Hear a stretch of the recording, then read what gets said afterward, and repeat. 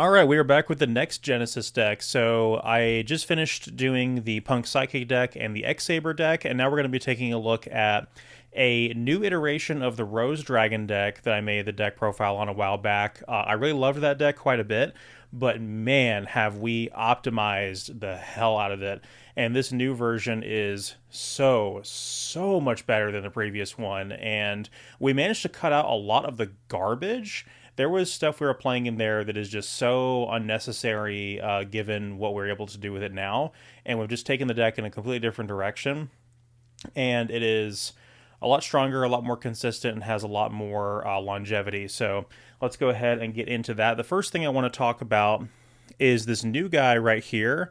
So Dragonic Warrior is just a random pack filler guy from Maze. But what this guy lets you do is a level 4 dragon that lets you discard a card and special summon a level 4 lower dragon from your deck, and its effect is negated. So what you can do is normal summon this guy, discard a card, and special red rose dragon out of your deck, make a level 7, and then the red rose triggers and lets you extend like crazy.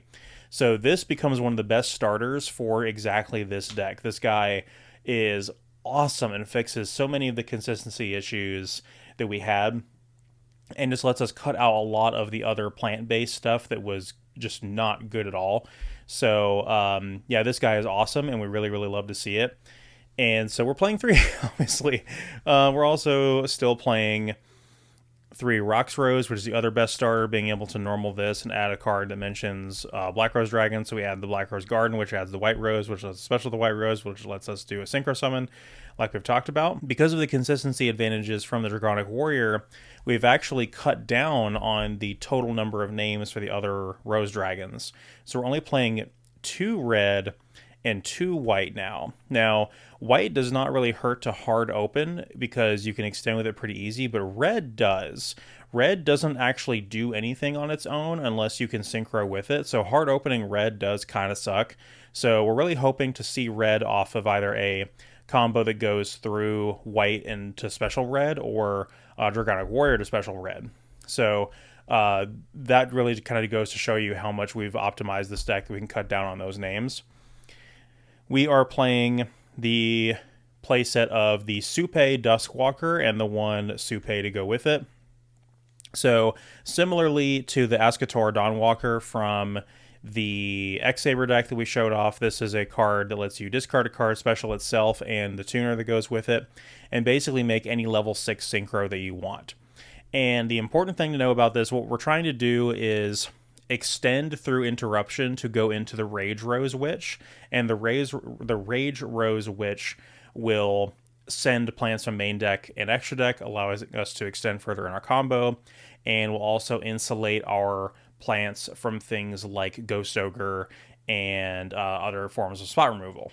But this is not a combo starter. So I've tried it, and if you cold open with this guy as your first thing, or this lady rather, and make Rage Rose Witch, you're not really getting much further than that, and that is an unfortunate thing about this card. So just remember that should only be played as an extender, which makes it kind of awkward to draw if you don't also have the Dragonic Warrior or the Black Rose Garden or the Rocks Rose to start with. But it is still way better than some of the other garbage we were playing.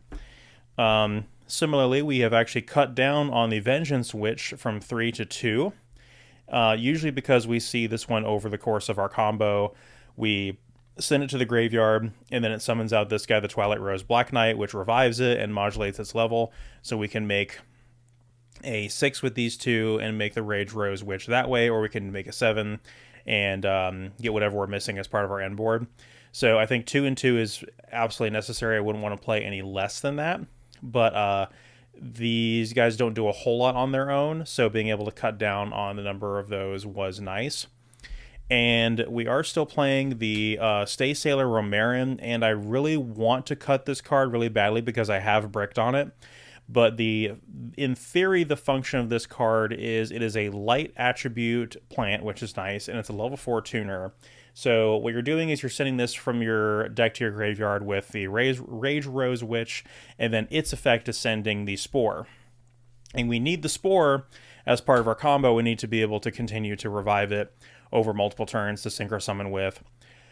But to negate a light monster with the Arms of Genix return 0, a light monster such as Nibiru or whatever else, we need to banish a light from our graveyard. So if we banish the Spore, we don't really have any other lights. So that's what this card is here for in theory, is just to have have the same combo setup, the exact same combo setup, exactly the way it was, but we can banish a light for that negate and still have this guy in the grave. So we're going to see if that pays off long term, but I may consider cutting that card completely. And that's it for Engine. The rest of the deck is hand traps and spells and traps and stuff like that. So with the hand traps, we're playing an absolute crap ton of them. So we're playing 3 Fuelos and 3 Nibiru and 3 DD Crow and 3 Mourner and 3 Ogre. And this is what we're putting our points into now instead of some of the crap we were putting our points into earlier, like the adventure package and stuff like that. So ideally what you want to see is a hand that has, maybe 2 or 3 of these types of cards plus your starter. And that's going to help you play low to the ground and play through some of these other decks that don't have the longevity. Like this many hand traps would absolutely cook a wombo combo deck like the X-Saber deck that we talked about. And the fact that a lot of the end boards for this deck are like kind of low ceiling, where they can do a lot with very little. It's about having like minimal interruptions and protection. So like, you're playing something able to destroy by card effects, being able to quick effect summons Black Rose on your opponent's turn and nuke their board while being insulated by all of this stuff. And the really frustrating thing about Genesys that I can't get past right now is the fact that there feels like there is almost zero counterplay for the Charmies. So the Charmies, or particularly Fuelos with the Synchro decks, you have to make multiple Synchro monsters to really accomplish anything. And it's this very frustrating dynamic where if you're going first, you win the die roll, you are a Synchro combo deck, your opponent drops Fua, and then you have the decision of, well, do I just pass on a lesser board they can easily crack and then they kill me? Or do I play into it in which they draw all of their non-engine and they kill me that way? And it doesn't seem like there's any real thing you can do about that because Ash Blossom is so prohibitively expensive that there's really zero counterplay for this card at all. If they have it, they will activate it. There's nothing you can do about it. And I don't like that about Genesys. And I know a lot of people have said that, oh, the Charmies are a perfect power level for Genesys and they really help balance Genesys and they should be low points. I don't have an answer for this other than I just disagree. Like I don't like seeing them. It sucks going first when your opponent has...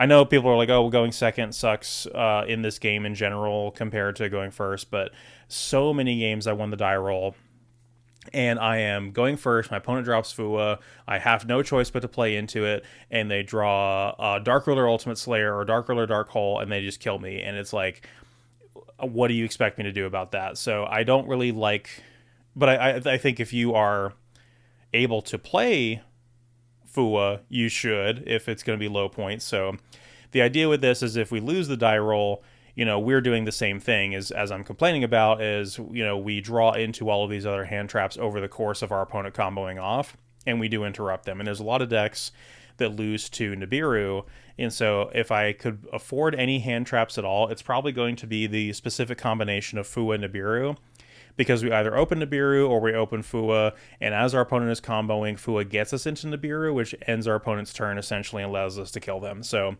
and like I said in the Punk Psychic deck video, most Genesys decks right now are putting all of their points into hand traps and maybe one extra deck boss monster, but most of the winning Genesys decks are not putting all their points into gimmicky cards like Pot of Greed or Return from the Different Dimension. But onto the spells, we are playing the 3 Black Rose Garden.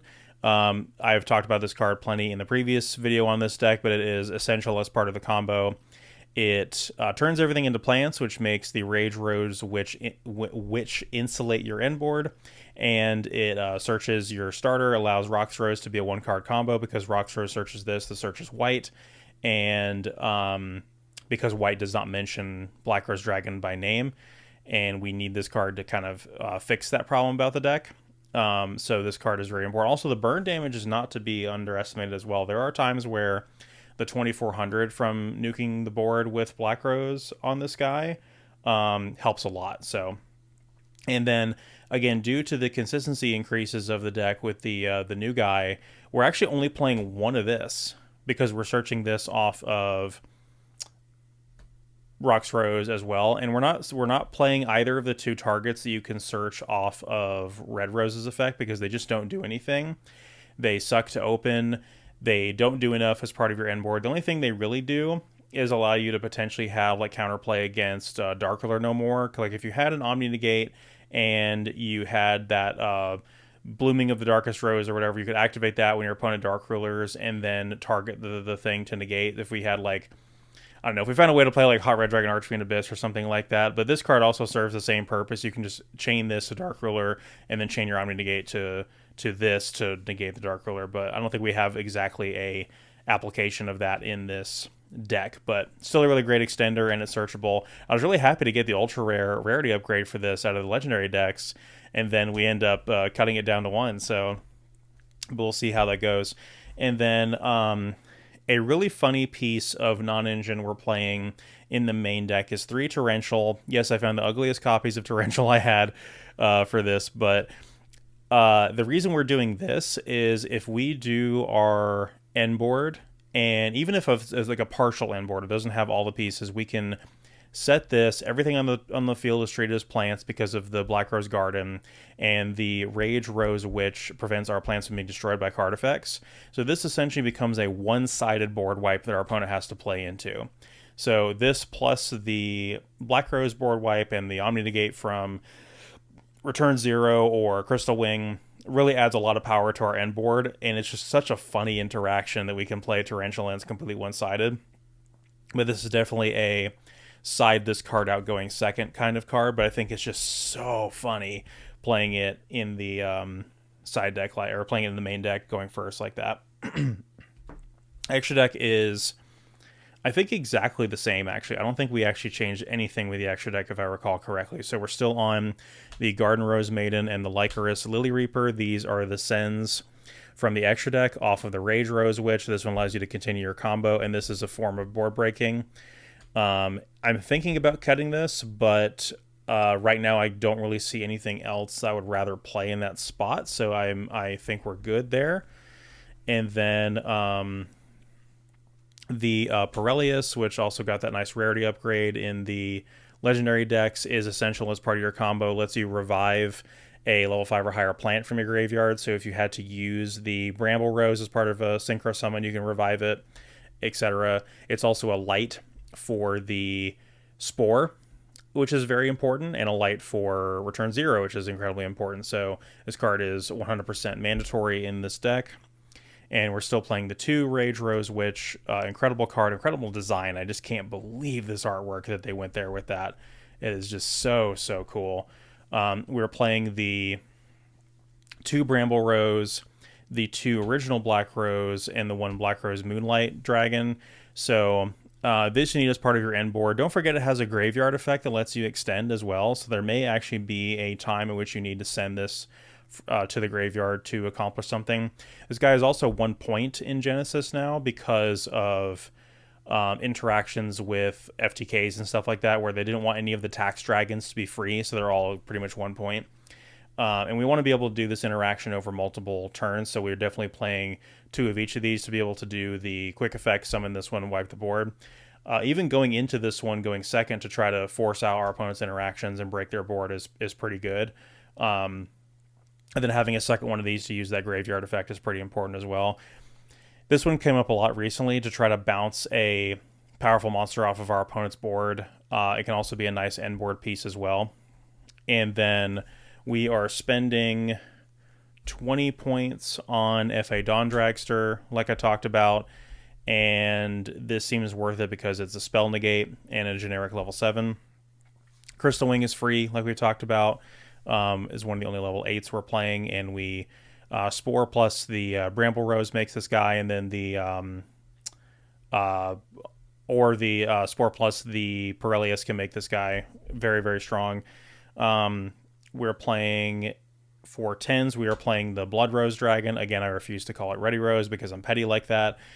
Not only does it have synergy with the deck, but being able to banish your opponent's entire graveyard does kill a lot of decks. So I still am standing by the decision to play this guy. You can also revive it off of the Basil Rose Shoe because it is a Rose Dragon by name.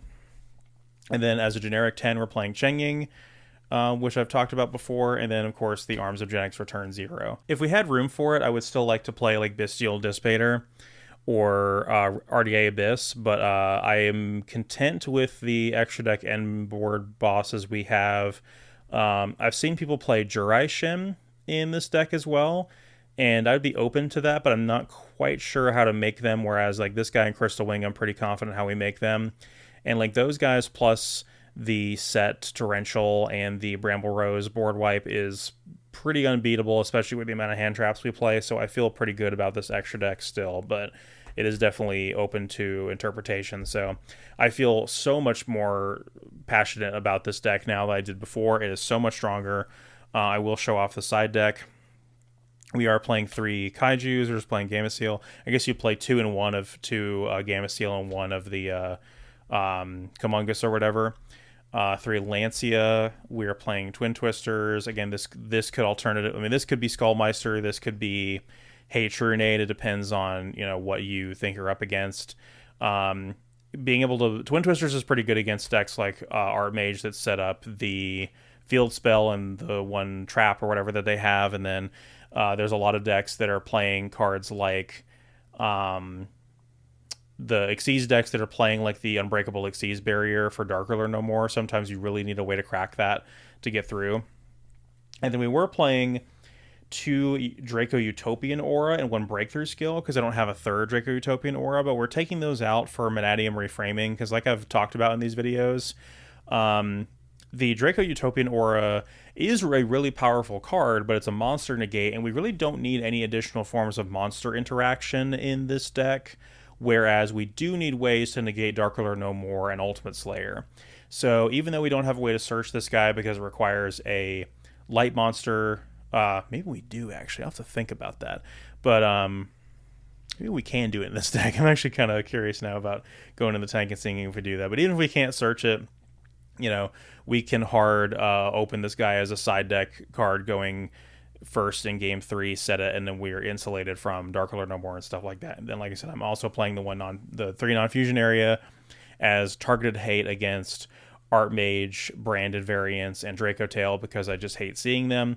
And there's also like the weird like Heka Hands Chimera deck I saw and stuff like that, and so I'm just like, I don't want to deal with any of that crap. Let's just stop them from fusion summoning, and this card is still 0 points. So that is it for the Rose Dragon deck. I feel so much more strongly about this deck than I did the first time I did the deck profile.